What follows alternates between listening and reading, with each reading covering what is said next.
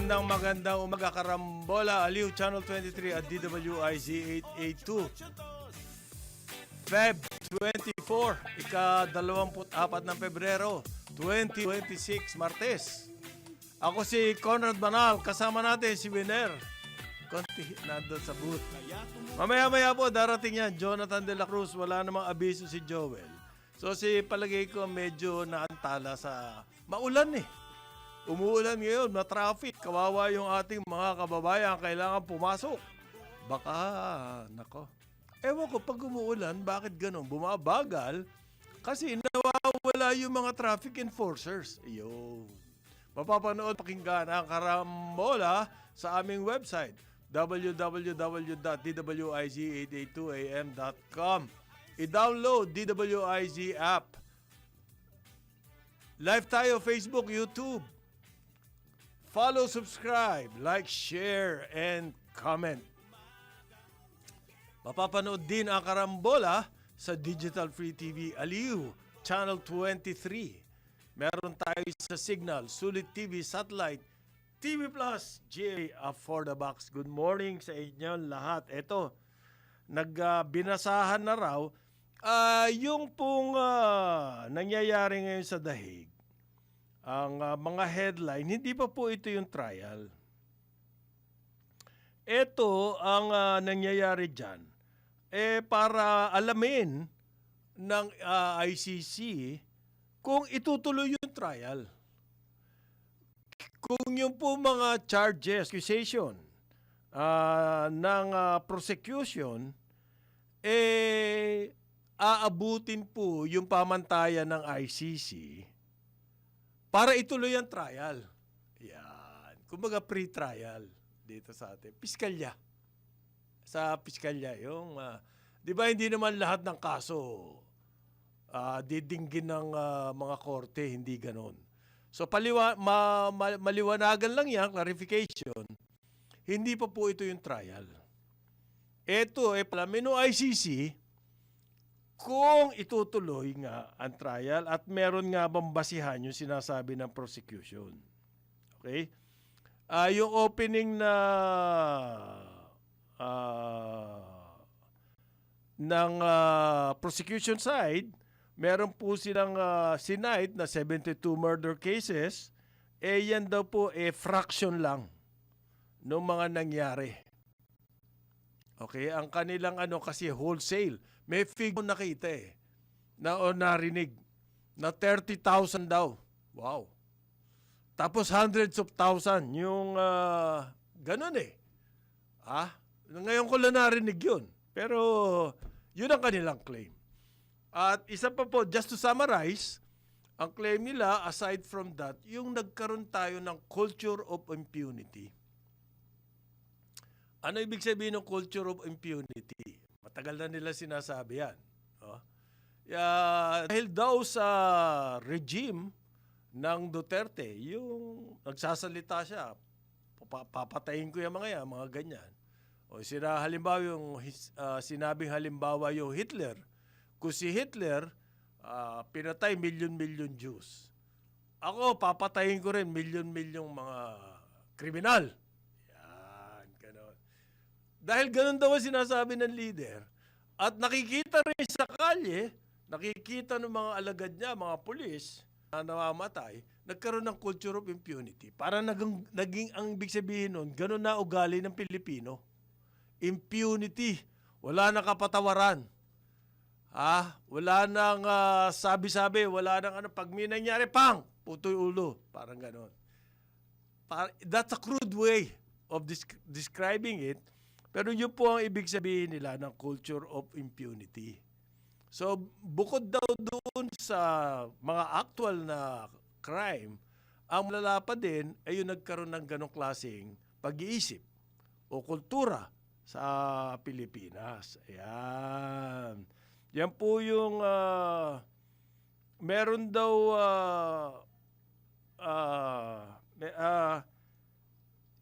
ang tawag nila dyan, yung hindi lang culture of impunity, virus na raw yan. Okay. Ngayon, So, magiging, kung matutuloy yung trial, so pag natuloy yung trial, magkakaroon ng calming down at mapapag-isip ang mga Pilipino at iba pang lahi na hindi maaari yung ganon na pamamaraan ng governance. Okay? Okay.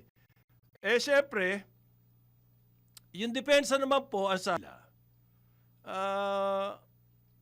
Number one, kailangan ng kanilang ang court pumanig sa ebidensya. Yun ang bigyan ng timbang. Ano ba daw ang ebidensya? Hindi po dada. Maganda yung term Political demagoguery. Ang demagog po, yan yung magaling magsalita. Pag tinawag na demagog, magaling magsalita at nagkukonvince ng tao. Pero, ano yan, kumaga rabble-rouser. So, kailangan daw po evidence-based, hindi politics, or yung ma-influensyahan ang politika dito sa Pilipinas. Kasi ang sinasabi nila, si President Rodrigo Duterte ay biktima ni Marcos. Pinaaresto ni Marcos at pumunta ron. Dinala doon. Ang claim nila, dapat dito ang trial. Okay.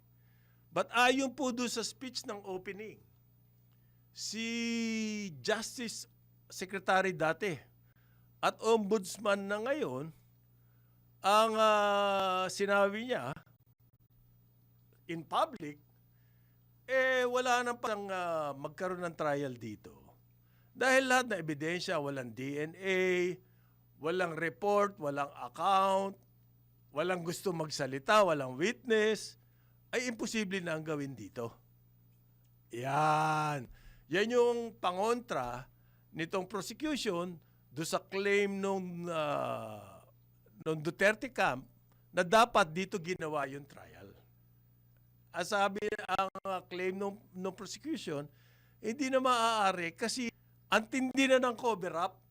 In other words, yung sa madaling salita po, yung cover-up, yun yung sinasabi ni Secretary Boying Remulla o Ombudsman na ngayon, Boying Remulla, na wala na ang mga ebidensya, walang reports man lang, walang DNA, yung mga lab evidence sa laboratory, walang ganyan, walang gustong tumistigo and everything. So, mahirap o imposible na magkaroon ng trial daw dito, kaya doon sa ICC. Okay? Yan daw pong it's just a matter of style. Yung mga sinasabi ni Duterte in public, yung Hitler, papatayin ko and everything. Ayon po dun sa defense, yung daw po ay hyperbole. Yan ang style niya na hyperbole. Ganyan niya liwanag. That doesn't mean ginagawa niya yun o gusto niyang gawin. Gusto niya lang manakot. Okay? So, meron silang sinabing na site nila, mga iba-ibang public declaration, mga speeches, na ang gusto mangyari ni President Duterte, magkaroon ng takot ang mamamayan sa batas. Sa right. Okay? At hindi po sinasabi yung killings. So, sabi nitong si Kaufman, mas marami yung ganong speeches niya kesa doon sa outright na gusto niyang pumatay. Yan. Yan po ang bakbakan dyan. Okay? So, opening pa lang yan. Sa opening pa lang yan. Ito merong mga sidelines, may side issues dito.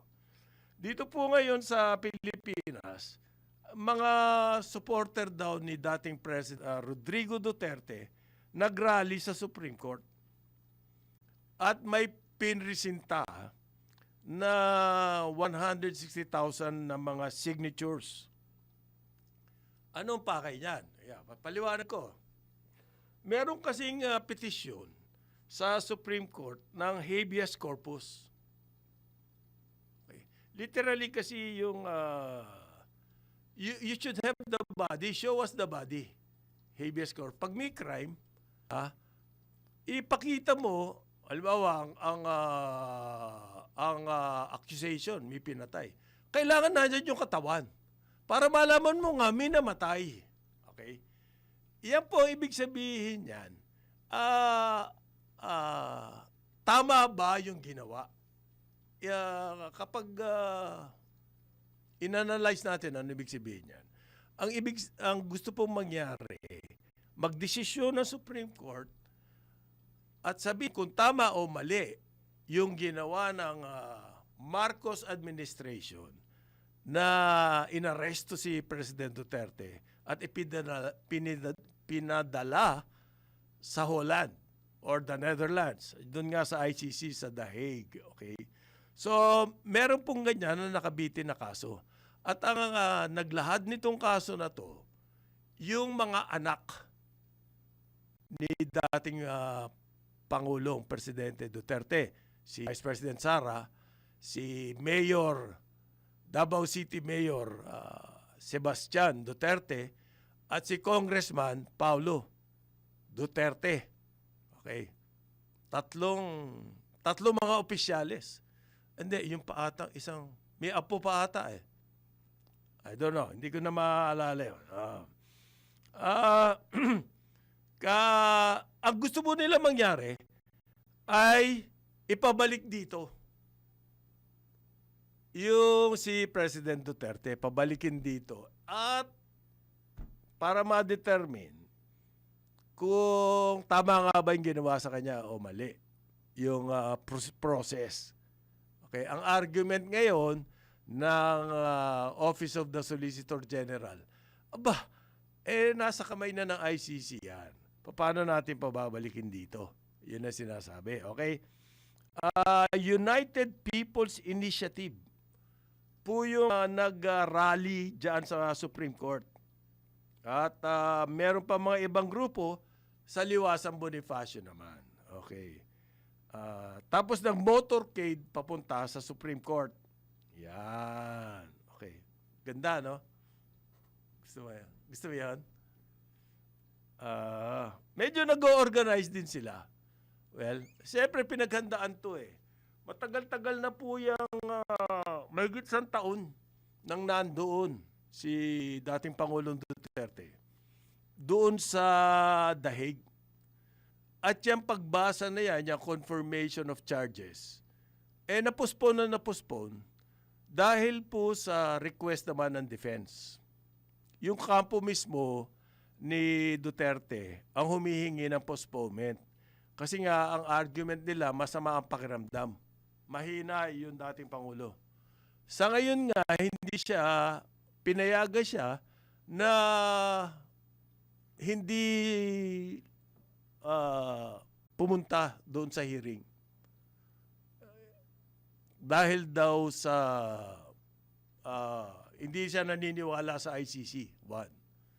At ang defense nila, ay hindi niya kinikilala yung authority o otoridad ng ICC over him and his cases, supposedly alleged cases.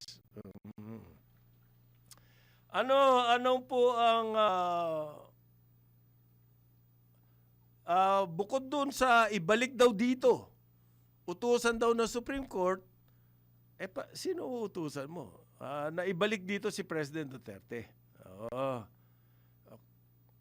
At isa pa mahalaga doon, kailangan daw ang Philippine government ay hindi tumulong sa ICC dito sa kaso na to. Okay. Yan, wala po tayo ebidensya na tumutulong sila kasi sariling kayod yung mga abogado ng alleged victims dito. Paano pong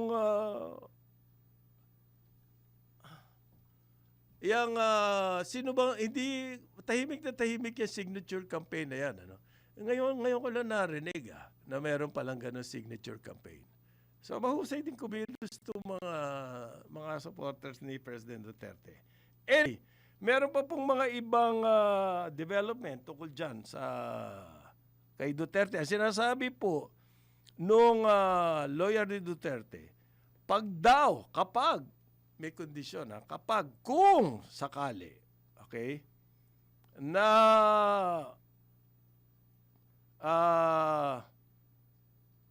hindi matuloy yung trial. Halimbawa, dito sa pre-trial nito, yun sa reading, determination of charges, yung IC, yung court mismo sinabi, walang basihan. Walang basihan niya sinasabi ng prosecution and therefore, hindi kailangan ng trial. Kumbaga, case dismissed na, doon pa lang sa piskalya. Kumbaga, kung dito sa atin, sa prosecutor's office pa lang, dismiss na, case dismiss. Hindi na aakyat ng husgado. Okay? Ang sabi po nung lawyer,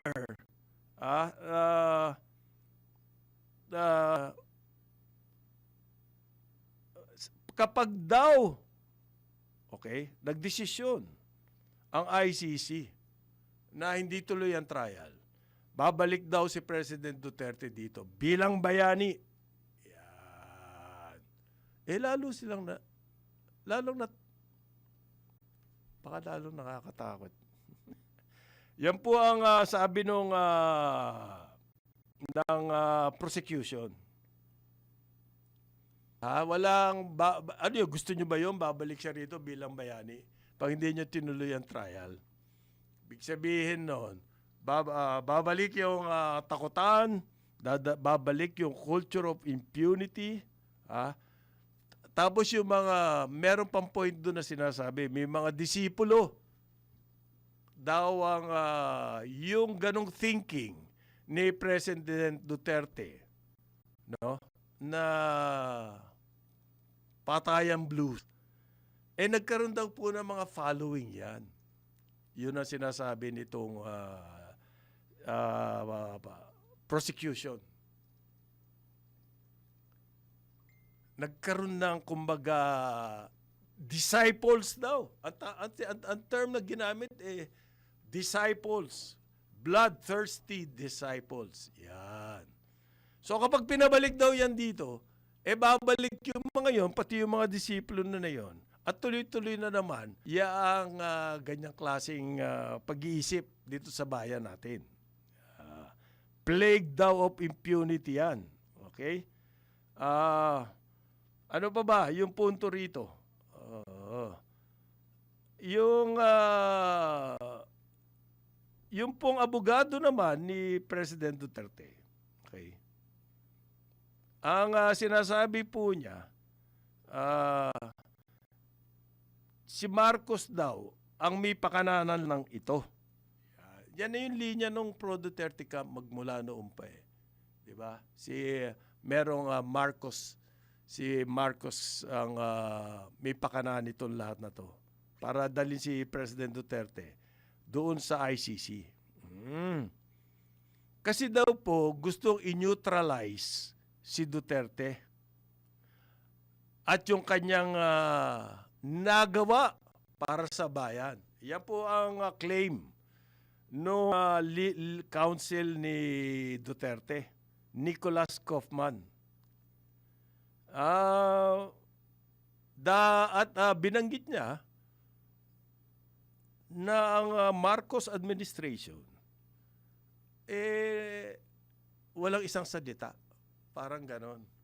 Kasi ang sinasabi daw nung una ng Marcos administration, kasama na dyan si BBM at yung kanyang mga legal officials sa legal side, no?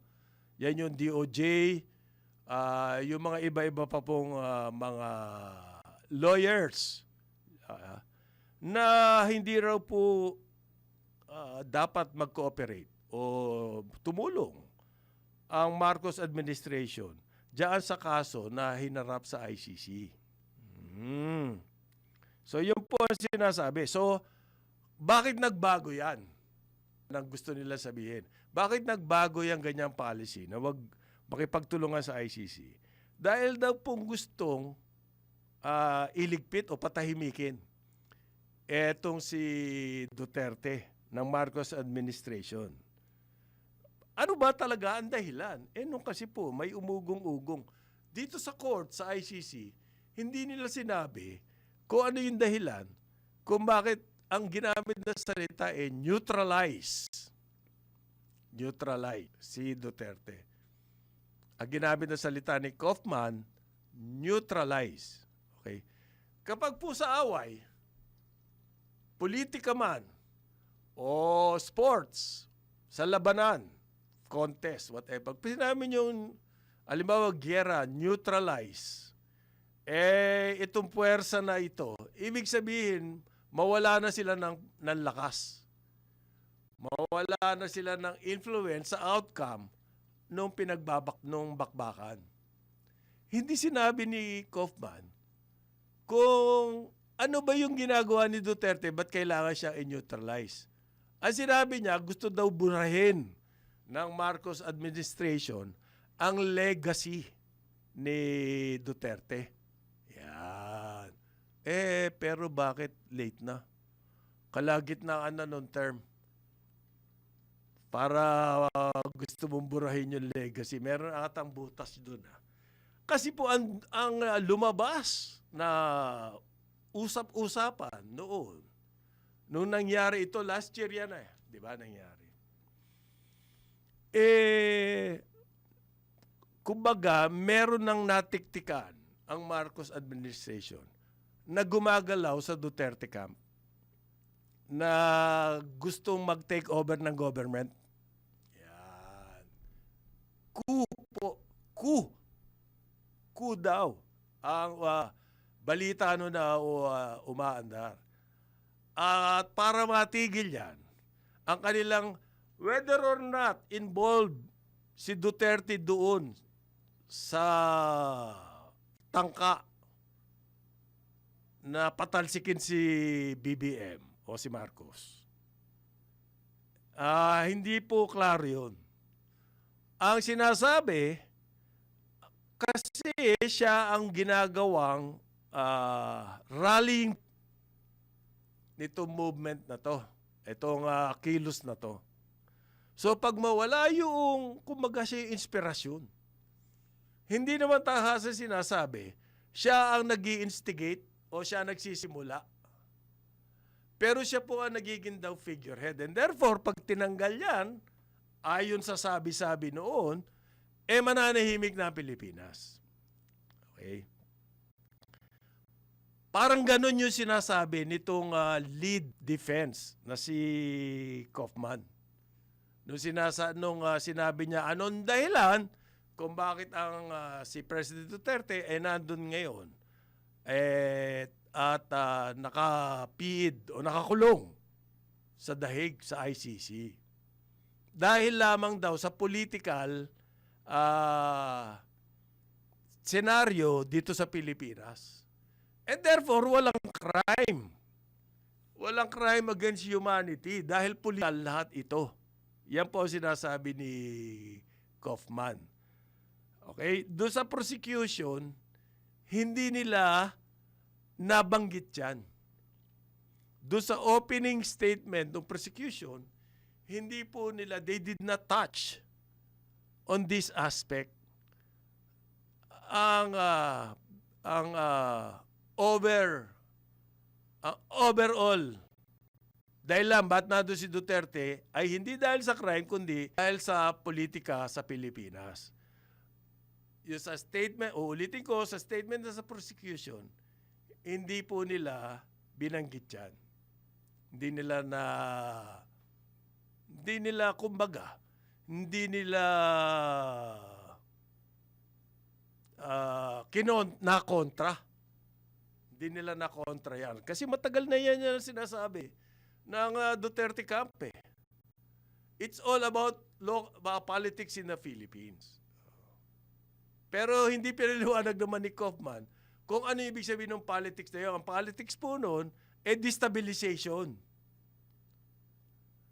Hindi nabanggit naman ng prosecution na even after the term of Duterte, nagkakaroon pa ng destabilization dahil sa kanya. Hindi, kumbaga, yung aspect nung, yan po yung sidelines sa sideline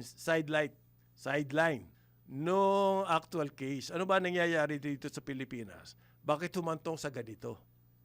Yan. Kailangan matrial sa ICC si President Duterte. Magbabalik ang Karambola, 8:30 ng umaga, DWIZ 882, Aliw, Channel 23.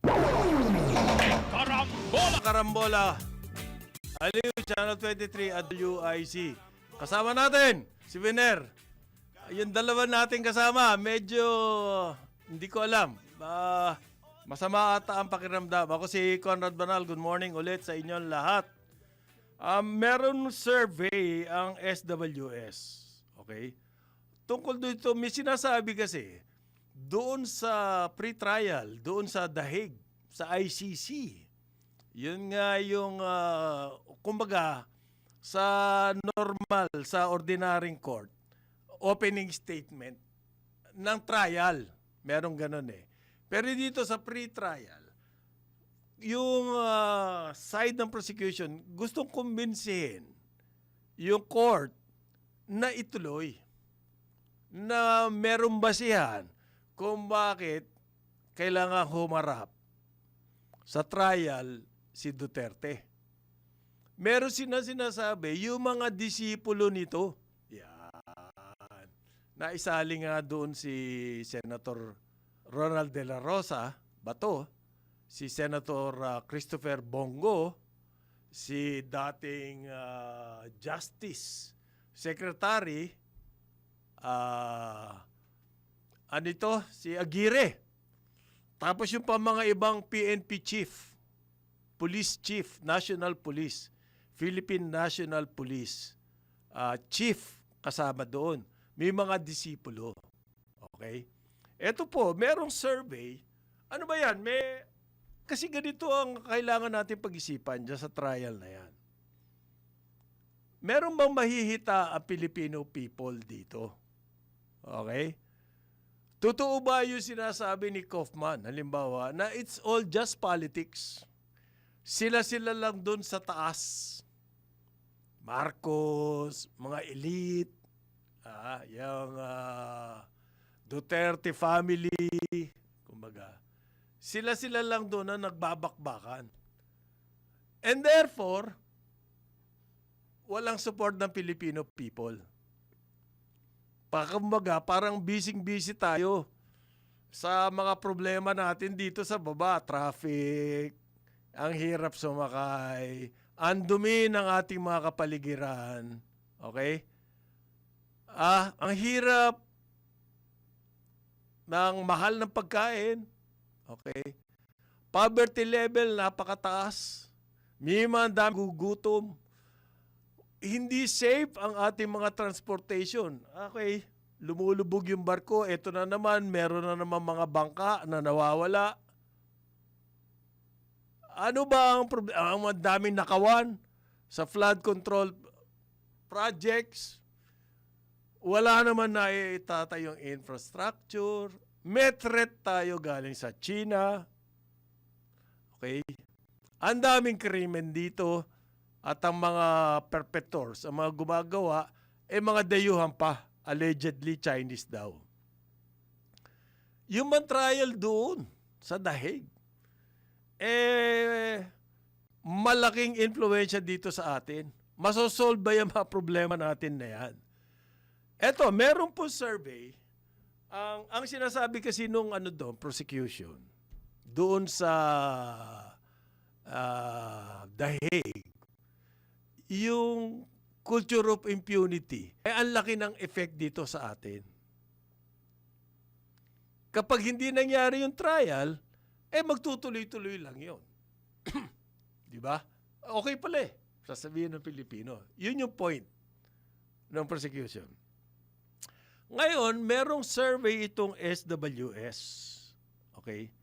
Noong daw ba, tinanong nila ang publiko, Noong panahon daw ba ni Senator De La Rosa doon sa Philippine National Police,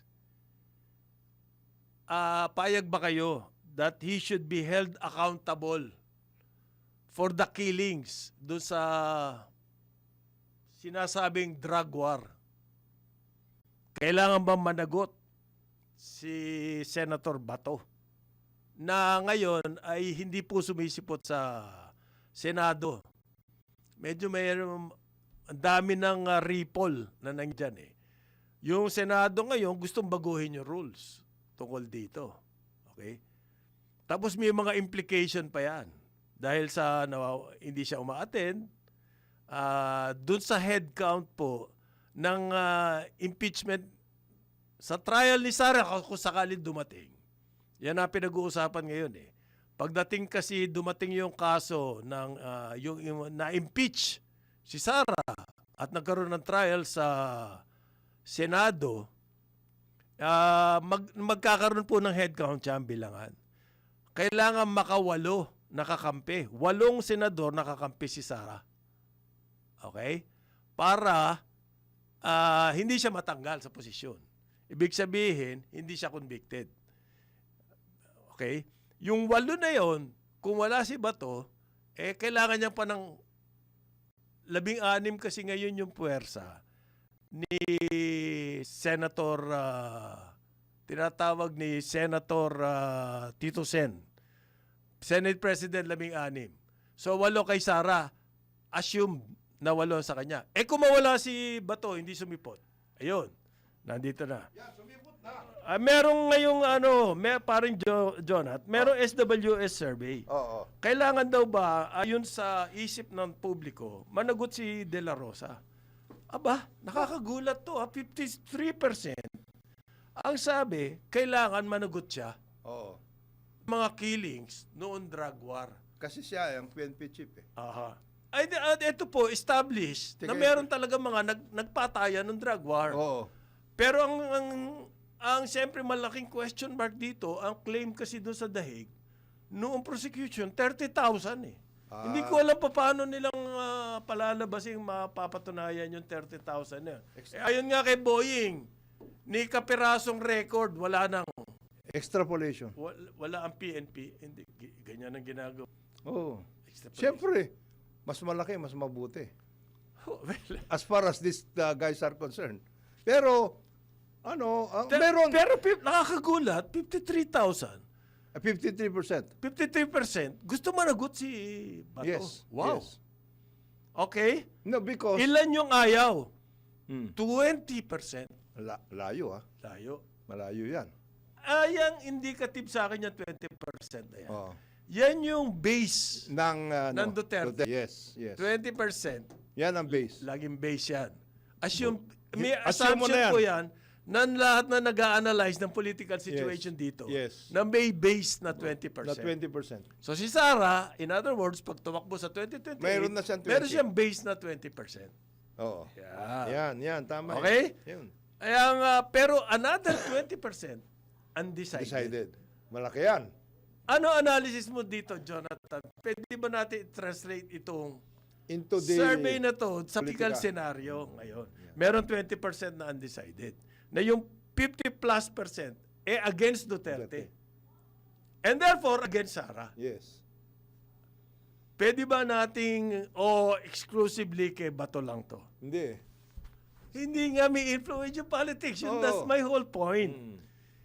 Kasi po, wala namang ebidensya, wala namang kaso showing that Bato had a direct hand in it. Did the killing. So, it's a matter of perception now. So, may kinalaman po yung politics dito. It has everything to do with that. With politics. Yes, at this point. So, in other words, ganyan yung ibig sabihin nito survey Yes, na yes. to. In other words, ikaw ba to? Ikaw ang poster boy. Ayan. Yan. Eto ngayon, tungkol kay Bato na. Kung ba, SWS pa rin to. Ha? SWS pa rin. SWS, may another question. Oo. Kung mag-issue ng arrest warrant ang ICC Versus ba? versus Bato, kailangan ba siyang ipakulong? 44% said yes. Mas mababa. Mm. Parang wala na, ito diretso na kay Bato to. Oo. Wala na doon yung ikaw. shades. Oo. Mm. 24% Hindi. ayaw. 19% undecided. And again, andun yung 20% magic. Hindi, naglalaro talaga yan sa Yung ganun. nga eh. 20 to 25. Gulat na gulat ako dyan eh. Ngayon, eto po another question. Another question. Makakaasa daw ba ng fair trial Mm. si Duterte dyan sa ICC? Sa ICC, yes. Ano ang tingin ng Pilipino? 47% Ang sabi yes. yes. Makakaasa siya ng fair trial. 24%. Again, that's the magic number. Oo. Walang tiwala. Hindi daw, At ang undecided, mas malaki ngayon, 30%. Tungkol dito sa... Fair. Ang gandang ang Hindi, gandang to. because it has everything to do with our situation din. Oo. Very much so. Yun na nga eh. Mm. Yung nangyayari po sa The Hague na yan, Dito yan. merong kinalaman dito. Ganun nga ang claim ng Oo. Kaufman eh. Mm. Although hindi niya sinabi, no, kaya raw si President Duterte standing trial or accused pa lang, hindi pa po trial sa ICC dahil sa local politics. Okay. Pero hindi sinabi ano yung element ng local politics na si Duterte ang stabilization, ang solusyon sa destabilization nung pinadala siya doon, 'di ba natigil? Hindi niya sila, siyempre, Hindi niya sinabi yun Hindi kasi niya- masama para kay hindi President niya- Duterte. Hindi niya sasabihin yun. Never niya sabihin yan. Pero ang nagtataka ako doon parang yung prosecution, hindi man lang Binanggit did not yun. touch on that. Ayaw ko sigurong Hindi, kasi ganito yan. kasi ang kanilang talaga may crime siya na kailangan Yes. siyang yung kanilang punto. Ang punto ng prosecution, ayaw namin isama yung Oh, political. crime eh. This is crime eh. Crime talaga eh. Oo. And we have enough evidence yun na sinasabi nila. Oo. Ang sabi naman ng Hindi, pinupolitika nyo eh. politika yan eh. Yung Okay. ano ni na yun. Pero yung tinakasan niya yung Mm. yung issue ng coup d'etat. Yes. ng coup. Hindi niya yung binanggit sinabi yun. ni Kaufman na nagtaka ako eh. Uy. Oo, bakit mo sasabihin yan? You are talking about the evidence. Oo. Sa bagay, confirmation of charges pa lang naman yan. Wala pa naman tayo sa trial eh. Pero, he But had to- hindi niya in-address yung crime na Crime. accusation Yes, ng yes. prosecution. doon siya sa Hindi, politika. sabi niya, everything is invented. Yes. Parang gano'n ang punto. Everything was invented para everything is fabricated or there is no pinalaki. there is no evidence of such crimes against humanity Aha. kasi inimbento to. Yan. Yan ang kanyang puntos. Aha. Ano naman daw po? Ano yung kung Ken Duterte may kaya niya ba to stand trial? SWS pa rin to. Sabi po, SWS, 9%, almost 70%. Hindi nila alam. Siyempre. At malalaman po daw nila yan during the course of the trial. In other words, proceed. Aha, Sa in kanya, other as far words. as they are Can, concerned. can he stand trial? Hindi namin alam. Yung mental capacity niya ba? Yung health niya? Kumbaga, sabi nila, Wala kami alam dyan. makikita natin pag nagtatrial. In other words, ang kanila You have to stand trial. You have to stand trial. But ito, mas mahalaga. 31% ang sinabi, yung claim daw na yon ay excuse lang. Ba? Parang the tide, parang may nagbago yung Kasi dati, pare, during the election last year, nagkaroon ng survey, kaya nalampaso si Trillanes. Oo. Kasi siya eh. Kasi siya, anti-Duterte, Oo. siya pero lampaso doon. So ang conclusion ng mga Yari ka, wala ka surveyors doon, ang mga analysts, maling Duterte Oo. sa baba. But this survey now is otherwise. showing Medyo humihina. Oo.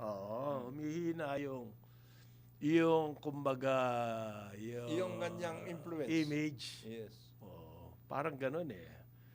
Mm. Ano po yan Kailan lang yung survey ng SWS. SWS? So, meron bang pinag-iisipan ba ng publiko yung nangyayari sa day? Malamang. Yes. Yes. According to the survey. If the meron survey, dito. Ngayon, kung actually may effect ba yun sa mga problema natin, masosolve ba yung mga problema Wala. natin dito? Ay hindi po. Hindi. Wala. Sa ganang akin, baka matahimik ngayon yung nagbabangga ang puwersa doon sa taas. at saka yun yung- na sana ang pag-asa ko rito.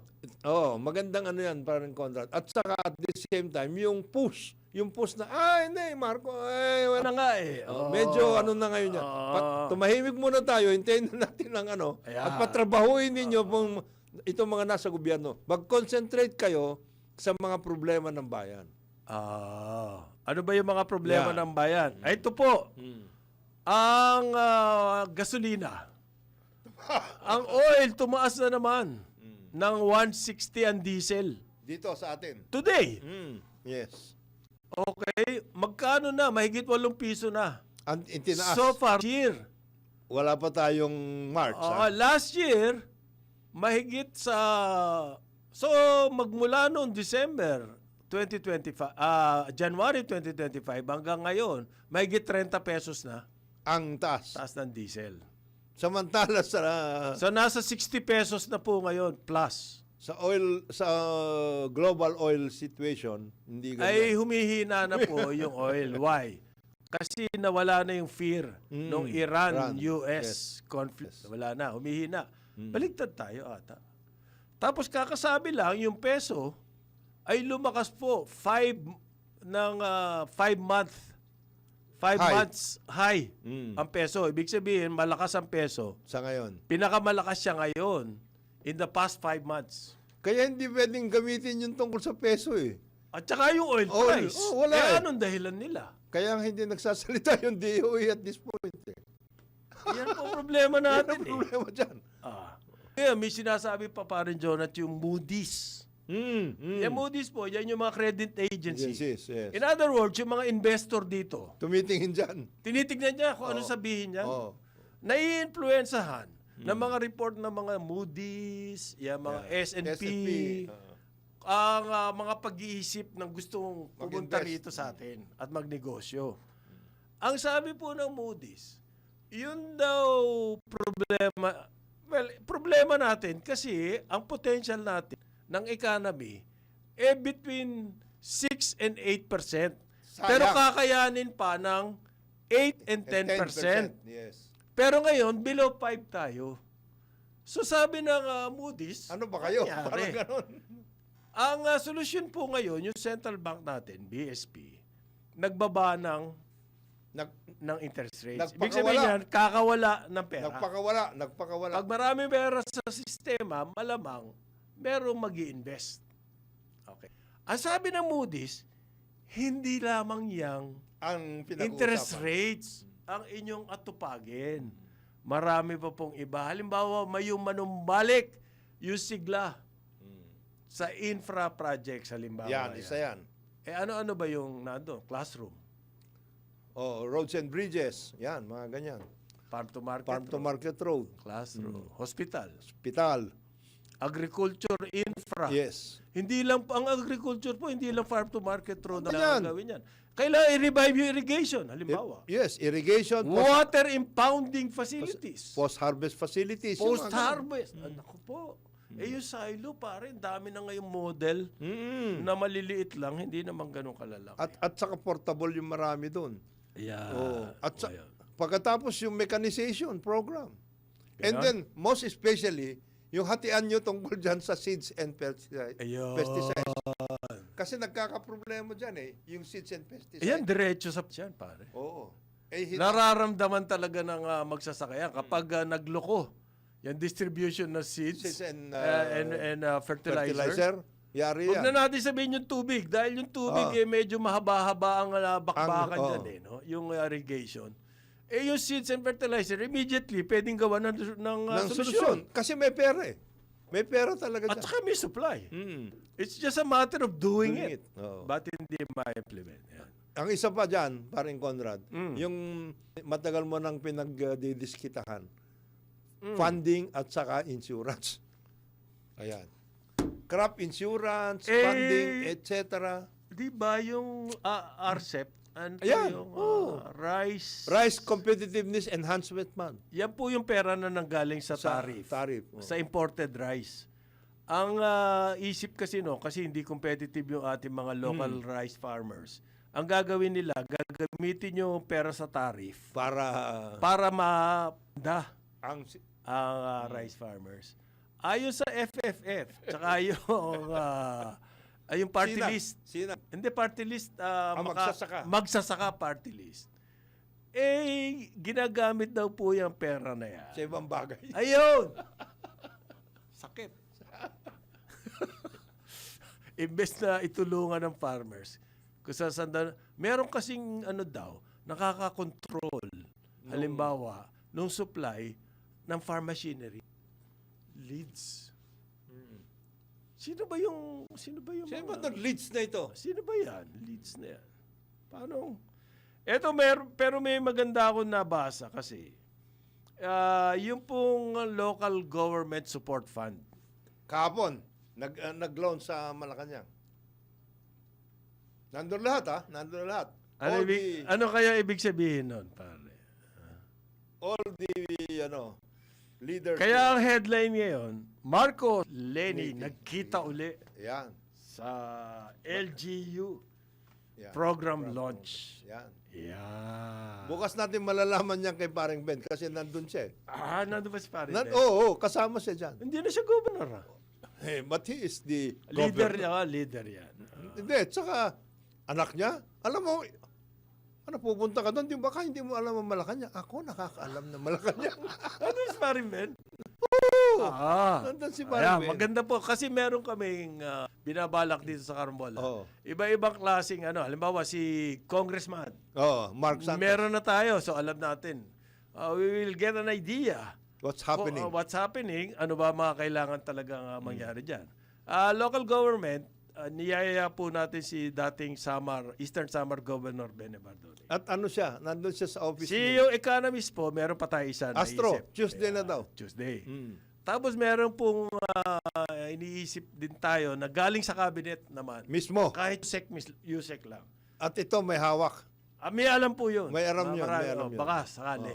Tapos isang private sector Yes. pa. Yan, 5. Araw-araw, iba-ibang Kasama. co-host natin. Just to, Spice up. ayan. May ibig sabihin ba yun, pare? Malaking bagay yun. Nandun pati si Nabico eh. All the local government.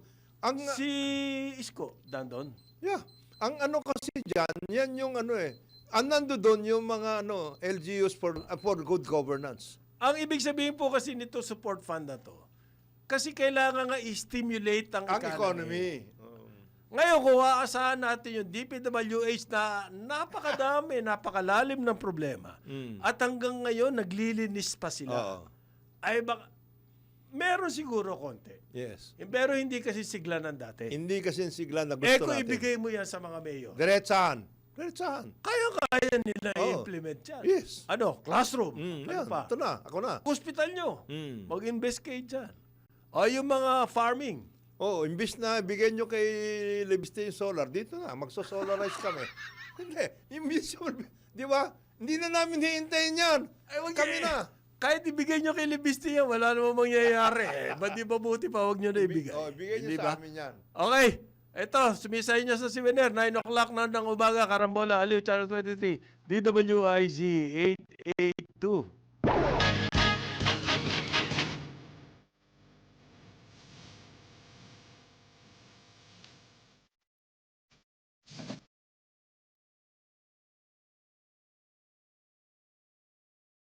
Bakit ang gaganda ng mga Yan, pare. Di ba? Yan ang promo natin, Yan ang promo natin. Yung Beautiful Prince mamaya. Oo. Ang ganda nun, ha? Big beautiful country. Beautiful Philippines. Kesa sa Love the Philippines. Hindi kasi kailangan may gayahin. Pagaya-gaya na lang eh.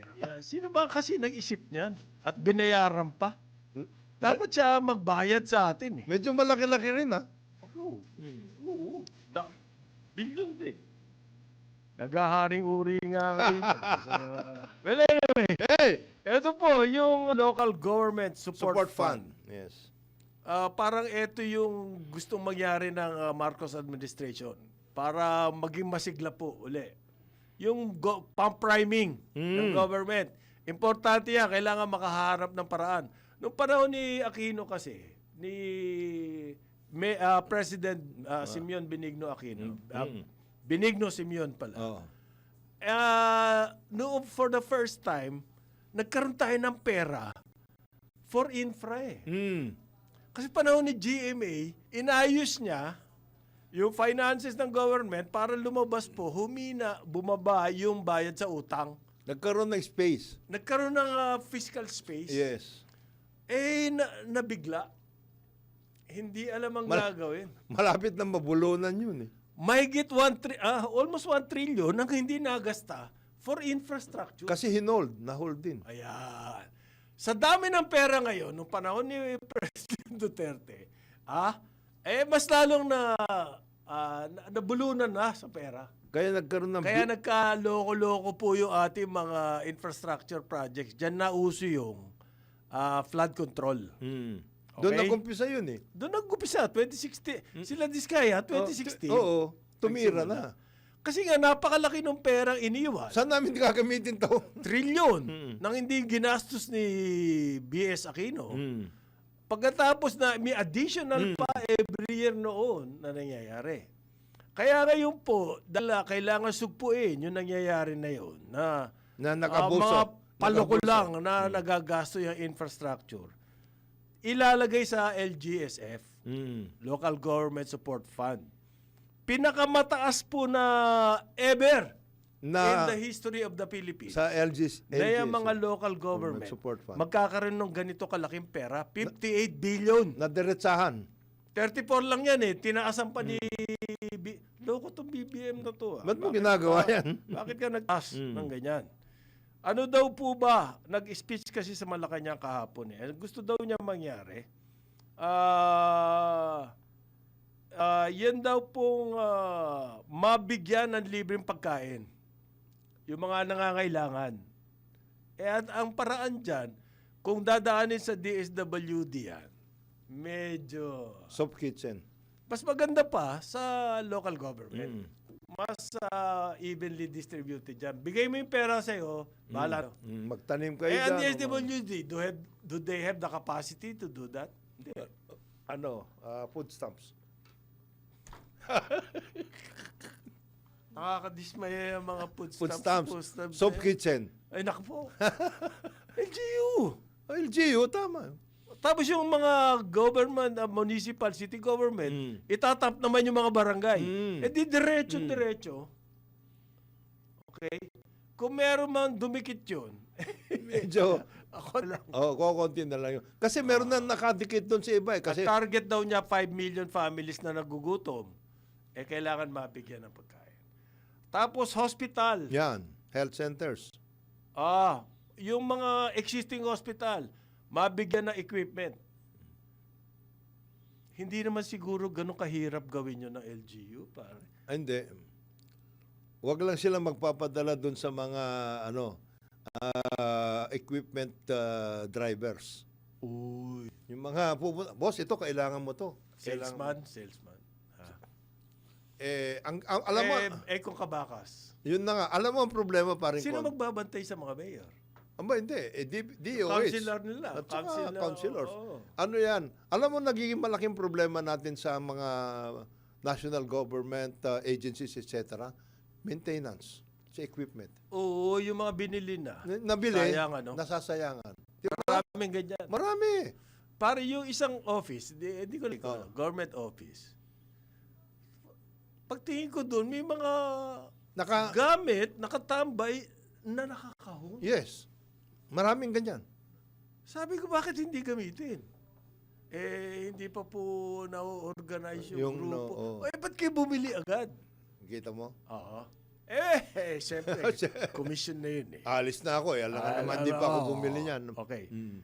Tapos yung pong gusto niya raw talaga, yung talagang meron na permanent evacuation facilities. Ayan, another. Meron lang akong comment dito doon sa gusto ng presidente. Yung po evacuation facilities, that's well and good. Kasi ang ginagamit ngayon, either eskwelahan, or mga Gym. gym, or tent. Yung kumbaga open area, lalagay ng tent. So kailangan talaga ng evacuation facilities. But more than that, sana, mangyari na yung hindi na kailangan mag-evacuate ang mga tao. Yung kung saan nyo ilalagay yung mga communities, mga housing, etc. Doon na talagang permanent relocation na. Yung talaga mga delikadong lugar. Huwag nyo na lagyan ng ano yan. Alimbawa, yung pera na yan, nagbibigay sa mga local government, yung LGSF. Part of it, ba pwedeng gumawa ng master plan, pumunta sa NOAA, Project NOAA ng UP, kailangan namin ng master plan. Palagi kami evacuation eh. Ano ba pwedeng gawin dito? Sana ganoon. Meron nga regional. Kasi wala rin yun kung evacuation. Importante yung CLUP nyo, Comprehensive Land Use Plan ninyo, ayusin ninyo.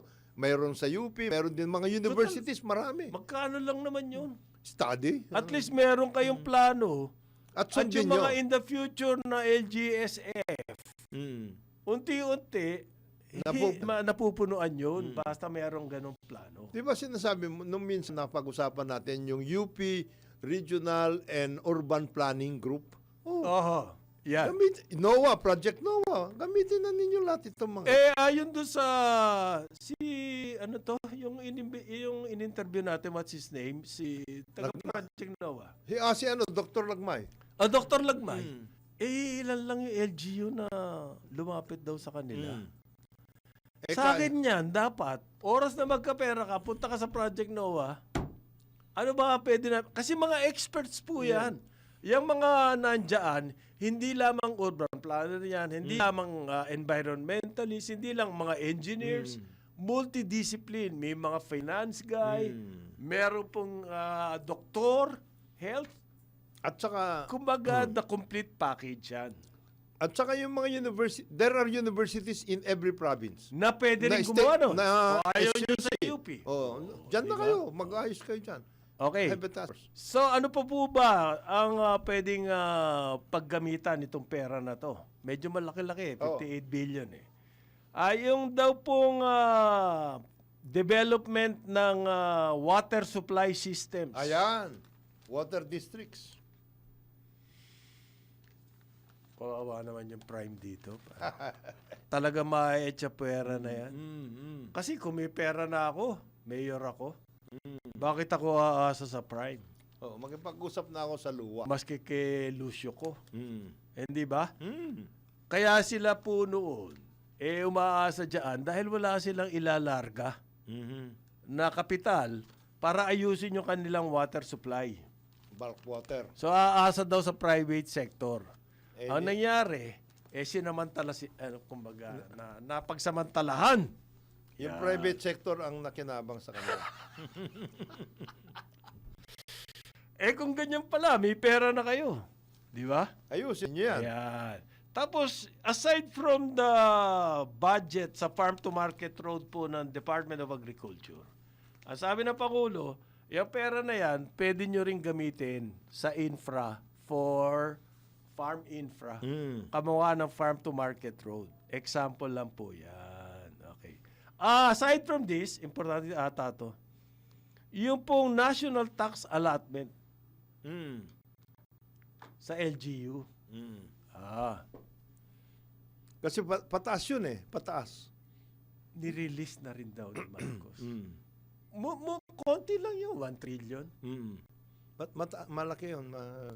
So, baka itong mga congressman na yun gusto mag-mayor uli. Dahil parang ganyan na ang trend Baka yung tulo na Malacanang papunta roon sa mga LGUs. Hindi naman sa Congress Tapos na kayo eh. Aray ko. Di ba yung national tax allocation? Yung IRA. Yan may IRA? Yes. Dinagdagan kasi doon sa Garcia Mandanas. Tama. Oh. Na-release na raw po yung mahigit 1 trillion. Ibig sabihin, ang laki ng pera na ngayon ng Ibig locals. sabihin po niyan, mas dinagdagan pa kaysa last year. Yes. Yung kanilang share. Oo. Okay. Ngayon, Ngayon, kayo mga kababayan namin, bantayan nyo po yung mga mayor nyo. Yan ang importante ngayon. Yung monitoring niya. Baka mabulunan din sa pera. Oo. At hindi alam kung anong gagawin. Sa halip na post office, ang makikita nyo dyan, SUV. Baka sila ma'am, Oo. biglang all of a sudden, merong Louis Vuitton. Oo, mga ganun ba? Mga ganun eh. Tignan ho ninyo mga kababayan. Kasi ang sinasabi ni Pangulo... Kasi Yan. yung Batas biglang-bigla na laki, yan din ang mga mga nananalo sa loto. Oh, yun totoo. That's human nature. Oo. Biglang nagkaroon ng pera, hindi alam ang gagawin. Nako, magwawala. Magwawala yan. Kung anong useless spendings ang ginagawa. Wala ba yung wala ba yung mas maganda po yung merong master plan. Pag may dumating na pera, buhos natin dito, hospital, eskwela, water supply. Lahat ng mga pinangako nyo na... Wag Land Cruiser. Yan. Wag yate. European tour. Wag gano'n. Pagandahin yung tourist size nyo. Nandun din daw si Biko. Mayor Magalong. Yes. Yan nga yung Mayors for Good Governance. Di ang bibigat ng mga dumating. Nandun lahat. Hindi ka dumating doon, ano mangyayari sa allocation mo? Kakahiya ka naman. Kakaya ka. Oo. Grasya na to. Oo, tapos biglang hindi ka dumadating. Ano yan? Mayor Joy Bote. Of course. Good governance Ano to? Sumikat ulit ang LGU. Nakita kasi na napapabayaan. Na hindi pwedeng sa national government Agencies nakabuhos lang. lahat. Hindi. As a matter of fact, yung ngayon, di ba nagkaroon tayo ng idea, the last time nag-uusap-usap tayo, ang ating pag-asa, dahil nga nangyayari yung mga medyo national government agencies medyo Patay-patay. papatay-patay. Ang pag-asa natin local. LGUs. Mag-boost ng Tsaka may ating trend. Ito po nauna na yung mga tinatawag na yapis. Yung mga young urban professionals. Nauna na sa trend na to. Meron na kasing nailabas na survey na ayaw na nila, gusto nilang bumalik doon sa kanilang bayan. Yes. Meron ganon. Halimbawa, nag-aaral sa Cebu, na taga-Eastern. Nakuha ko to kay Paring Ben. Sa Samar, Sa Eastern Samar. Dati, yung mga ganyan, graduate ng IT, halimbawa, sa Cebu doon na lang sila. Aba, ngayon daw ang trend. Nasa Cebu ka. Ang mahal ng cost of living. Dito na ako. Umuwi ulit dun sa Eastern Samar. Kahit mas maliit ang sahod, pero mas maganda yung quality of life. Yes. Yun po ang bagong trend. Meron ngayon. Meron ganyan. Ngayon, para Mainganyo to mga ito. Mainganyo, yung sinasabi nga nila yung mga urban centers, dapat medyo mabawasan yung population. Bumalik dun sa mga iba-ibang lugar. Lahat ng mga pwedeng gawin sa Manila, pwede mo lang gawin sa Samar. Yung mga ganun. Thanks to the internet. Pwede yan. Pero paano mangyayari yan ng malawakan? Ibig sabihin, talaga maging trend. Kung walang investment doon sa mga LGUs, meron po silang investment. Halimbawa nga yung water supply, yung hospital. Diba? Oo. Asarap ata tumira sa Eskwela, para eskwelahan, yung mga anak nila. anak nila. Imbis na pumunta kung saan-saan Oo. dito. Kaya pati yun Tapos ang negosyo, pag po nakita yan, pupunta na rin sila doon kasi merong infrastructure investment, yung mga LGUs. By the way, nauna yung mga ibang universities at saka schools. Lumabas na talaga. Lumabas na. Totoo. Totoo yan, pare. National University, Lyceum, nandiyan na. Oo, sa... Batangas. Batangas. Well, ang UST, doon sa Mindanao, Nagtayo sila may doon. campus sila roon. Meron. Talaga po lumalabas na sila. Eh, hindi na po practical. Ngayon, Na nandito kayo, nagsisiksikan tayo dito. ngayon, dyan kailangan ngayon yung mga utilities. Aha. Power, etc. Transport ayusin. Mga ganun. By the way, yung siguro kaya naisip itong local government.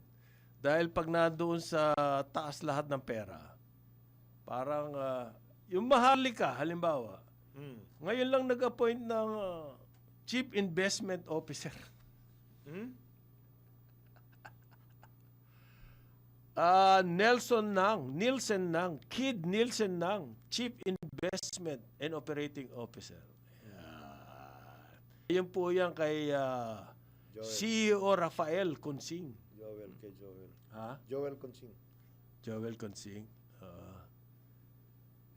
And sino naman yung Chief Investment and Operating Officer na yan? Senior investment po sa Canada Pension Plan Investments Ayun. and Morningside Capital. Investment banker daw yan. Boy, by the way, parang Conrad, Bakit naman ang kupad nitong Maharlika? Kung ako babambuhin ko ito kung BBM. hindi, kasi, ang daming restrictions kasi sa kanila na ginawa. So useless. Dapat hindi na lang, ganun rin lang pala mangyari. You don't have the flexibility to work things out. By the way, Binalik na lang sana sa DBP. sa mga bangko. Ano yun? Sinasabi mo? Yung by the way, Canada can become one of our better Trade partners. Ang daming Pinoy. Kahapon, kausap ko yung isang Pinoy na si Joel Sotomayor. 1-year-old pa lang siya. He's from Bulacan. Pumunta na yung mga magulang niya at saka siya sa Canada. Now he's coming back. Invest in scientist ito. Nag-invento sila ng mga flexible na solar panels. Kailangan, dito, pasok na pasok yan. Oh. Kasi ang araw po rito, bukod sa matindi, maming araw ng taon, merong merong araw po, merong sikat ng araw. Hindi ka mukha sa ibang countries, yung winter, patay ka na ron. Dito, wala tayo, no? Kahit December, maaraw. Kaya siya, ito na-invento nila, sumusunod sa araw. Maski na palubog, mayroon pa rin. Tsaka kung yung tilt. Yung tilt, kasi po, pag summer, mas mataas ang sikat ng araw. Ngayon, doon sa panahon ng amihan, mas mababa yan. Sumusunod siya. Sumusunod siya doon. Hindi kagaya ngayon na fix. Ang panels kasi natin ngayon fix It is, dito lang. Ito yung sa sikatan. Ito sa Meron kanya. din ako nakita, sa Spain naman to, na hindi na gano'n na panels. Tore na. Meron din. Meron sila. Oo, tore na ngayon at kahit anong angle. Nakukuha. Kuha yung... So, itong sila Joel, sabi, sir, ito pwede natin magamit. And you can use this for any kind of architecture. You just give us the dimensions. Maganda. And sabi niya, the Canadian government is willing to put up the factory here. Kasi supportado sila ng Canadian government. Pero doon galing yung mga materyales. Yes. Okay lang sa akin. Kikita sila. Pero malaking bagay sa atin yun. Meron tayo energy. And it's Ano not... sabi ni Libiste? He cannot... Baka magalit si Libiste dyan. Kasi Solar Philippines. Yan, At saka hindi silicone ang gamit nila. Hindi. It's a different kind of thing. Meron sinasabi si kaibigan natin si Egay Erice. Si Egay? Deputy Deputy Minority Leader. Pero Liberal Party yan. Liberal Party. Sa kapartido po ni Lenny yan. Hindi raw pwedeng tandem. Lenny Marcos. Sabi ni Egay. Sa 2028. Bakit naman? Ito naman Egay na ito. Hindi raw po yan, unlikely daw po yan. Hindi daw po yan. Baka daw yung mga pinuno ng bawat partido, partido ni Marcos at partido ni Lenny, bumangon sa kanilang libingan pag Ayun. nangyari yan. Ayun. Ayan. Wala naman nagsasabing yung tandem eh. Ito si Egay. By saying it, Halatang halata ka eh. parang, yan pala ang plano. Ganun ba yun? Meron pala kayong ganyan? Meron palang. Palagay daw niya, napakalayo yan mangyari. Sino ba nagsabi magtatandem yan? Oh, in the first place, ikaw naman Egay eh. Parang nilalabas mo na yung pinag-uusapan. Wala pa niyo. raw pinag-uusapan sa Liberal Party kung sino Ang kanilang... ang kanilang manok oh, yes. sa 2028. Pero hindi pwede yung dalawang yan. Hindi. Ano, kailangan ba may pag-usapan na o magkaroon ng... Ikaw naman eh. Kumbaga sa bilyar. Kamabata ko to si Egay. Si Egay. Kumbaga sa bilyar, Brad, doon sa kanto nila kasi, Mm. Bulacan Street, merong bilyaran. Sino kay Egay? Sa Egay Street. Dito sa si Egay, sa kung saan nakatira. Kumbaga sa bilyar, congressman, may preparasyon. Oo. Alam mo yon. Alam mo to, preparasyon na po ito. Huwag na kayong masyadong, by seeing hindi pwede yung tandem na yan. That's an idea. Parang binigyan niyo pa. Ngayon, yung recapturing the spirit of EDSA, bakit biglang bumalik to, pare? Sino? Si Bam? Ang EDSA, wala na yan eh. Since the time of President Duterte, hindi na, kumbaga, hindi na ganong pinapansin eh. At biglang-bigla ngayon, recapturing spirit of EDSA. Sinahanap daw ni Bam eh. Bakit nawawala? Nawawala eh, sabi niya. Ang spirit ng EDSA. Spirit ng EDSA. Hindi, may... Kasalanan din ninyo yan. Eto po, merong konting bahid. Aha. Kumbaga, pagbabalik ng lawin. Yan, O, yan. Return of the comeback. Ayan. Kasi medyo nawala po sa senaryo. Decimated nga eh. Noong panahon ni Duterte, yung second term niya, yung mga nag-attempt na liberal, medyo ganun eh, di ba? Na ano? Nawala eh. Noong 2022, nung tumakbo sila, nagkampe si Marcos at Duterte. Duterte. Lalo na. Decimated. Lalo na talaga. Pero yung matik-matik nga na sinasabi ko 2020 yan eh. 20% Marcos, 20% Duterte, 20% Lenny. Liberal, ibig sabihin nun. Kampo ng Marcos kasama dyan yung Solid North.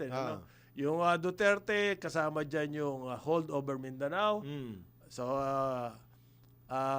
yan po yung, kumbaga, starting point ng mathematics 2020. Kung sino magkampi dyan, Yun na yun. kakaalamang. Oo. Malaking lamang. Malaking lamang. Halimbawa, si Lenny kumampi kay Sara. Malaki na yun. In the bag na. Yun yung mangyari ni Marcos. Kailangan, Marcos-Lenny magkampi yung person nila. At may pag-asa yun sa 2028. Yan po yung pinag-uusapan ngayon na matik-matik. Kaya si Egay, Kaya nagre-revive ng EDSA dahil may political influence sa kampo ni Lenny. Yan. ano yan? Push and pull yan eh. Recapture the spirit of EDSA. Yeah. Tapos may mga support naman from Iba-ibang grupo. iba-ibang grupo. Ang PNP po, ang advice ng PNP, wala lang red flag. Oo. Avoid red flag. Avoid Ano yung red kaliwa? flag. Ibig sabihin. Kaliwa. Kaliwa yun. Hindi, lagi sumasakay yun. Pare. Huwag kayong Yung anti-Duterte na move sa house, sumakay yung kaliwa. Malakas. Kasi sinasabi tuloy, binayaran ni Martin yung mga Kaliwa. yung mga Cost-oriented. cost-oriented groups para labanan yung Duterte. Yan. Talaga po sakayin yan. Pag may halimbawa, anti-Marcos, sasakyan yan. Duterte, sasakyan yan. Anti-liberal, sasakyan din. Lahat po sakayin yan. Okay. So ngayon, merong revival ng... Hindi ako magtataka na sumakay. Oo, estribo ang abutin yan. Hey! Hey! 9:32 na umaga, Karambola, Aliw, Channel 23 at DWIC 882. Magandang umaga Pilipinas, narito na ang tamang balita sa oras na ito. Pagdinig sa 4 na impeachment complaint laban kay Vice President Sara Duterte, nakadepende sa desisyon ng House Justice Committee. Pakinggan natin ang balita mula kay Patrol 30, Jelly Mendez. Nakadepende sa House Committee on Justice ang desisyon kung sisimulan na sa susunod na linggo ang pagdinig hinggil sa 4 na impeachment complaint na inihain laban kay Vice President Sara Duterte. Ito'y matapos maisama sa order of business at mai-refer ng plenaryo ang mga reklamo sa Justice Committee mumunuan ni Chairperson at Batangas Representative Jervy Luistro. Sa ambush interview ng mga media personnel kay mamamayang Liberal Party List Representative Leila de Lima, isa sa mga nag-endorso ng ikalawa at ikatlong impeachment complaint, hindi na nila inaasahang magkakaroon ng fast track o mabilisang paraan upang agad na maiakyat sa Senado ang mga reklamo laban sa Vice Presidente. Anya bilang tugon na rin sa nais ng Korte Suprema, idadaan muna sa Justice Panel ang 4 na reklamo para timbangin at tukuyin ang bigat ng mga aligasyon Pisara. Dito anya malalaman ang pasya kung sufficient in form and substance ba ang 4 na impeachment complaint. Matatandaan ang unang impeachment complaint ay inihain ng Makabayan Coalition na inendorso ng Makabayan Bloc sa Kamara, habang ang Tindig Pilipinas naman ang naghain ng ikalawang reklamo na inendorso ni Representative de Lima kasama si Akbayan Party List Representative Percy Sendanya. Si De Lima din ang nag-endorso ng ikatlong reklamo na inihain ng mga civil society at religious groups. Habang ang ika-4 at huling impeachment complaint naman ay inihain private citizen na si Attorney Nathaniel Cabrera na inendorso ni na House Deputy Speaker at La Union Representative Paulo Ortega V kasama si Manila Representative Bienvenido Benny Abante Jr. Ito si Patrol 30. Jelly Mendez nag-uulat para sa impilang may todong lakas sa DWIZ. Nagbabalita ng tama, naglilingkod ng tama. DWIZ News Catch Up. News Catch Up. Samantala, pagpapatupad ng peace and order sa mga barangay, target palakasin ng PNP. Narilita mula kay Patrol 17, Jopel Peleño. Ipinag-utos ni Philippine National Police Chief General Jose Melancio Nartates Jr. sa buong hanay ng PNP na palakasin ang koordinasyon sa mga barangay sa pagsasagawa ng pagsasanay at iba pang programa para sa barangay security officers o mga barangay tanod. Kiit ni Police General Nartates na mahalaga ang papel ng mga kawani ng barangay hindi lamang sa pagpapanatili ng kapayapaan at kaayusan, kundi pati na rin sa pagbabantay at pagmamanman sa mga kahinahinalang aktibidad sa kanilang komunidad. Sinabi ng General na itinuturing ng PNP ang mga barangay security officer bilang mga katuwang sa pagpapanatili ng kapayapaan, kaayusan at pagpapatupad ng batas. Napatunayan na ani General Nartates ang pagiging epektibo ng ugnayang ito sa mga operasyon ng mga otoridad kontra krimen sa paglipas ng mga taon. Kumpiyansa si Nartates na palalakasin ng mga training program na ito ang kakayahan ng mga barangay security officer sa pagharap sa mga lumalabag sa batas, sa pangangalap ng mga mahalagang impormasyon laban sa mga elementong kriminal barangay at sa pagtugon sa oras ng pangangailangan. Ito si Patrol 17 Chopel Peleño para sa impilang may todong lakas, DWIZ. Nagbabalita ng tama, naglilingkod ng tama. DWIZ News Catch Up. News Catch Up. At yan ang tamang balita sa mga oras na ito. Mag-follow at subscribe sa lahat ng DWIZ News digital accounts. Facebook, Instagram, YouTube, TikTok, X, DWIZ News app at DWIZ News website. Ako po sa rinyo, nagbabalita ng tama, naglilingkod ng tama. Oras-oras nagbabalita ng tama. Naglilingkod ng tama. DWIZ News Catch Up.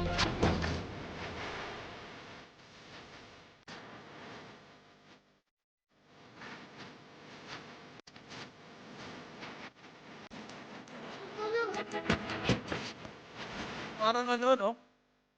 Naalala ko yung team song ng Mission Impossible. Oo.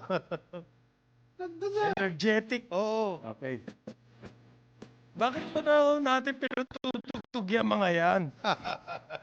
Kasi po, hindi naman ginaan ng DOT yung kanilang trabaho. Gusto na lang namin tulungan.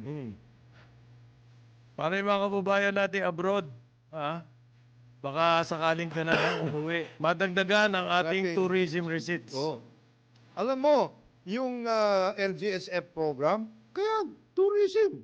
Local, ayusin yun. natin. Linisin Total, natin. tatanggalin na yung travel tax eh. Mukhang tuloy-tuloy. Mukhang tuloy-tuloy yun. Dahil naipasa na raw ng committee, so babasahin niya sa plenary. Plenary yan. Pa niya sa Senado. Another big problem. Ayan. Kami nga yung sinasabi, yung mga wires. Pinasa na sa, yung mga telephone wires, yung spaghetti wires, hindi lang spaghetti yan eh. Halo-halo na yan. Pansit luglog. Ang dami na nun. Ah, Pansit Malabon. pag medyo maulan, ano yan? Lomi. Parang may sabaw. May sabaw. Oo. Bukas daw po, 2 programa sa EDSA. Okay? Yung 40th anniversary ng EDSA. Trillion peso march yan eh. Separate po yan dun sa sila, yung trillion peso march doon sa People Power Monument. Kasama po dyan yung Akbayan. Okay? Yan trillion peso march. Yun naman sa EDSA 40 Alliance, yan po ang punta sa EDSA Ortigas Avenue. Malapit sa EDSA Shrine. Pero yan po EDSA Shrine mismo ay no rally zone. Ulitin ko, no? Yung EDSA 40 Alliance, doon sa EDSA Ortigas Avenue. Malapit lamang ito doon sa Shrine. Kasi doon sa Shrine, Doon nangyari. no rally. Yes. Yung trillion peso march, yan yung akban, doon sa may Camp Aguinaldo. Yung People Power Monument. Okay? Yan yung papunta. Maliwanag ba yun? White Plains. Ayan. Kasi, pwede ka mamili kung saan mo gusto sumali. Yung Akbayan, medyo ibang ano nun eh. Ibang... Iba hugis nun eh. Yung TPMM, isa po diyang convener si Kiko D. Yung trillion peso march. Okay. Yung sa EDSA naman, Ortigas, bakit naging dalawa? Ba't di Dati- kayo nagsama na lang? Pareho rin Hindi, naman. kasi iba nga ang trend, iba ang tendency nung palaban yung Kiko D, yung mga grupo niya. Ayun dun sa kabila. Gusto upakan si BBM. Yung sa kabila, manumbalik yung spirit. Ayun. Sino naman nagdadala nun? Mga cause-oriented, mga yung progressive groups. Ayun. Yan. Problema ngayon ni Bam kung saan siya pupunta. Oo nga. No? Malaking problema yan. Si Bam. Ideally, Ideally. Hindi ka pwedeng hindi ka pwedeng dalawang ilog yan. Mamangka. ideally. So, ibig sabihin, nahahati na rin yan. Pupunta rin yan. Huwag daw mag-red flag, magdala. Mm. Sabi ng PNP. Yan. Pero wala naman daw sila pipick upin. Wala. Ngayon, yung po nangyaring gumuho yung mga basura, Yan, sa Montalban. bakit hanggang ngayon hindi pa i-identify sino may-ari nung operator ng landfill? Na yan. International Solid Waste Integrated Management Specialist. Paano naging specialist yun? Pinag-aaralan na raw po ng DN kung anong gagawin nila. Aray ko.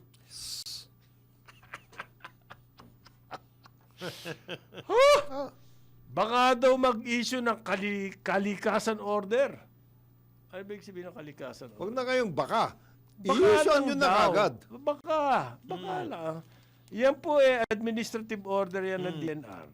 Para po Kumpunuhin yan. ayusin Ayusin nyo. Kasi natagpuan na yung... Sisimula yung inspeksyon, isasara, kung isasara man yan, o kakasuhan. Ayan. Dapat yan, Nung nangyari, may order agad. Yes. Hindi pa ngayon kung pag-iisipan nyo pa, automatic dapat yun. May nangyari. Hindi ba? Pag may nangyari, dapat May action agad. magsimula agad lahat. Kung investigasyon, fact-finding, and everything. Ganon. Para po ganahan naman yung mga taong bayan para sabihin, may silbi pala PNR. Hindi ka mukha ngayon, ang ibig sabihin, papatay-patay po kayo. Kung kayo naman nangyari ngayon, nung nangyari nga yung Cebu, dapat yan, imbestigahan lahat. Simula agad, di ba? Uy, kung ano man yung cost no sa Cebu because of the rains, because of whatever. At least meron kayo sabihin. Oo. Ay baka nangyayari yan sa iba. Hindi ba dapat ganun ang reaction? Hindi malayo yan. At ilan bang mga landfill natin dito sa Manila na that will service the 17 Yun. LGUs? Oo. Baka kung saan-saan tayo naglalagay ng mga ano natin, naabutan pa si Rick Pingan yan. Layo nun, Santa Cruz. Oo nga, layo nun. Hindi ka mukha tignan mo, Marina. Ha? Ngayon, After 3 weeks. gayahin nyo to, Marina. Oo. Ano ba ang ginagawa ng Marina? Intensive Yan. inspection Inspection. daw ng mga Barko sa Region 10 lang. na naglalayag dyan. Hindi, sa Region 10 lang. Bakit region 10 lang? Ano ba kayo? Baka yun lang ang ano eh. Ikaw naman. Bakit hindi pa pumuong Oo. Pilipinas? Ano ba yan? Compliance naman to eh. Hindi ba? Dapat hindi nyo na kailangan ina-announce yan. Hindi ba given? Oo. Dapat automatic. Ginagawa Na niya. araw-araw, minuto ay ini-inspection yung mga sasakyang pandagat. Kung seaboard, di ba talaga yan? Para rin yan LTO. Ganito. Oo. Tanungin mo, Marina, ilan ba talaga registered na ano? Alam ba nila? Yan ang gusto ko malaman. Ilan dyan ang compliant? Ilan ang compliant? Yeah. Ilan ng inter-island? Kasi merong ano ng iba't ibang barko eh. Ito lang kayo, dito, to. Yan daw po ang kanilang advisory. Media advisory. Baka press statement. Oo. Kasi mas maganda pakinggan nyo Yung advisory. Medyo may dating. hindi PR eh. Oo. Advice eh. Sino-sino ba yun na inspeksyon? 1, 2, 3. Aba, ang dami. 3. Tatlong barko? Tatlong barko? Ano ba? Ay! Uy! Ano ba? Nakakahiya tayo. Meron na naman mga missing na mga boats. Yan. Ano yun? Wala na lang tayong pahinga rito. Kasi nga hindi nyo ginagawa yung trabaho nyo eh. Ayan. So, meron daw pong na delikado sa Davao, nawawala yung fishing boat. Dito naman sa Cavite, meron din buti na lang, naligtas yung mga passengers, rescued. Big sabihin passengers, kwan po to, ano siya, Malamang. From one town to the other. Oh. Sa traffic na rin yan. Kasi sa dagat na sila dumadaan eh. Kasi Cavite, So, ano yung rin mga yan. kakababayan natin kailangan tumid ng dagat ang sinasakyan. Bangka. Gumagawa tayo hydrofoil dyan sa Cebu. Yun na nga. Binibili nga ng dati ng Oo. Macau yan pinapakyaw eh.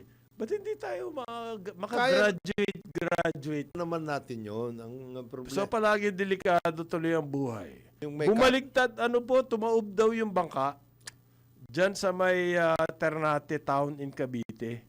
Nako. Dahil malakas ang waves. Kasi nga, yung ginagamit na, Talagang mawawala yun. So, may problema tayo sa land transport. Hindi tayo makapag-modernize. Sa sea, transport. ang mahal ng air. Ano pang aabutan natin sa Pinatay transportation? natin yung ating train. Ang laki ng problema natin sa transportation. Mobility ng Pilipino. Okay. So, meron daw, ito pare nakakatawa.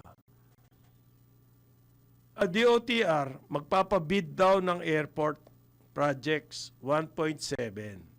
Bakit walang rito? Unsolicited proposal. Baka mga... kailangan po kasing gumastos. Yung mga nakuha ng Aboitiz, ginastosan na ng gobyerno yan, yung tatlo. Tapos na. Ginawa na ng gobyerno, Bohol, Bicol International, Cagayan de Oro. Yeah. Gawa na yan eh. Ngayon ang Ang sarap kunin. Di ba? Ito ngayon, kailangan gastusan kung sino mananalo. Tacloban. Kawawa yan. Yung Daniel Romualdez. Pinunta ko yan, pare. Oh, nangyari sa Yolanda yan. Nangyari ng Yolanda, hindi pa nakaka-recover hanggang ngayon. Ha? Naga. Oh, papunta ng presidente dyan, ha? Baka nagkamali kayo dyan. Ha? Sa pili. Ay, hintayin nyo sa 2020. Oh, siyalan ulit kayo Pag dyan. nagbalik ang Lawin, Lawin. pag babalik ng Lawin, gaganda yan, Naga yan. Ormoc. Kalibo. Oh. Kalibo International Airport yan. Nagawa na yan eh. Hindi, Katiklan yun. Hindi, iba pa yung Katiklan. Pati Kalibo nang Kalibo, nagawa na yun. Antique. Ha? Dapat nagawa na yan. Antique, oo. Punong-puno dyan. Ng So, grasya. mag-ano daw po yan? For ano? ONM? For ding. Para magawa daw po yung mga airports. Magawa. Oo. Dapat nagawa na yan eh. Design airport facilities, improve kasi po kung talagang yung domestic tourism ay umandar. Okay. Sinasabi nila tatanggalin yung travel tax and everything. You know. Kung masama yung airport, wala yan. halimbawa wala man lang ilaw, walang landing, take off. Wala. Pag medyo madilim, di limited ba? Limited ang sakay. Night flights, walang night flights. Ayan. Dapat yan 24/7 umaandar eh. So, kailangan po yung... Ang kasama dyan ang maganda rito, bidding to. ang kasama dyan, instrumentation. Para Siguro. Siguro. Yan ang Yung navigation. facilities para ma-workout. Kasi daw, parang... Alam mo parang, yan ang sinasabi ko. Na-construct natin, wala tayong finance and operation budget. Pero naitayo. Naitayo Tumatakbo ba ng maganda? Yun po ang kailangan natin. Tumatakbo pero underutilized, in other words. Hindi na optimize ang paggamit. Okay. Ito pa po, solusyon sa problema natin sa transportation. Okay? Yung air, at least, kung private sector ang gumawa dyan, may nangyayari. Doon sa sea, delikado tayo.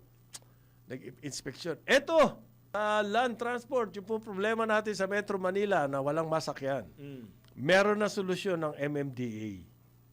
Nag-inspection po ng bagong traffic scheme dyan sa C3 Road sa QC.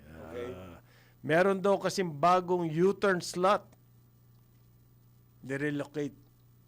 Yan ang pinagkakaabala ng panahon ng MMDA. Inspection ng U-turn slot. Bakit po ba napaka-importante yung U-turn slot na yan? Kasi dyan sa C3 na yan, talagang super traffic yan. Okay. Yan daw pong bagong U-turn ng MMDA. Reserved exclusively dun sa mga sasakyang galing sa Skyway. Yung po mga nando sa service road, ibang U-turn nila. Yan. Laki, no? Laki na impact nito, pare. Matindi yan. It will really ease traffic dyan sa C3 na yan. At yan ay binabalita, ipine-press release nila yan. Ito pa yung sabi ng press release. The MMDA, pare in coordination with the city government of Quezon City, will evaluate the results of the 2-week experiment. I-evaluate ang experiment ng isang U-turn. Gaano ba na hirap na hirap po kami. Elsewhere in Metro Manila, bahala na kayo sa buhay nyo. Yung gumagamit ng U-turn na yon, yun po ang pinag-uukulan ng pansin ng MMDA. Napakagaling naman ito. Alam mo, parang Gonda, ang nagiging malaking problema pa rin natin, yung linear situation, yung linear lang. Yun na nga isang Iisa lang. tao. Yung iimbuduhin mo. Oo, iimbudo pupunta doon mo. lahat. Ngayon, hindi naman lahat ng tao doon lang pupunta. Kaya may U-turn, So, U-turn ka. bababa po sila doon, hahanap pa ng iba sa sakyan. Payat nga rito yung tatlong sakay bago ka Bago ka makarating sa makarating. pupuntahan mo eh. Payat na payat dito. Mm. Alam mo, meron ako barkada sa New York. Mm. Kabisado niya yung mga ruta ng mga Oh. paliko-liko ng bus. Bus system Oh. sila doon eh. Kapag sinakyan niya yung bus na ito na didiretso papunta doon sa kanyang pupuntahan, matatagalan siya siguro mga 1 hour. May technique siya, bababa siya sa kanton to, maglalakad lang siya ng Konti. one block. Sasakyan niya yung ibang bus na pupunta rin doon kung saan siya papunta. Mabilis yun. Mas mabilis. Oh. Yan.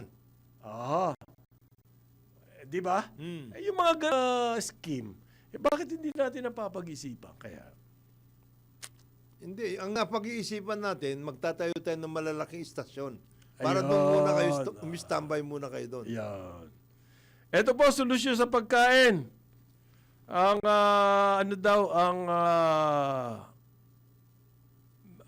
Task Force Sibuyas, Aha. intensively monitoring prices. May task force, ha? May Oo. task force ang sibuyas, ha? Para daw po ma-monitor ang Occidental Mindoro strategy. Galing, ano?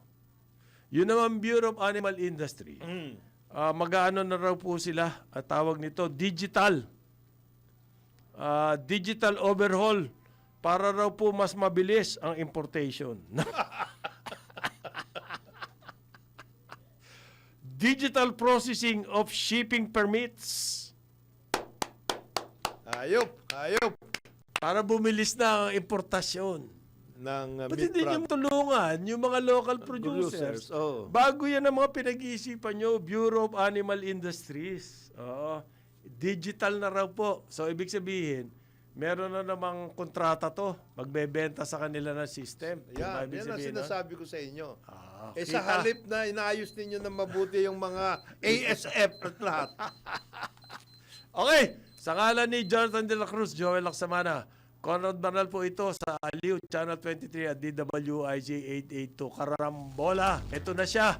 Ito na. Ito hindi na digital to, pare. Totoo na. Totoo na to. Hindi AI yan, ha? Hindi AI. Real time.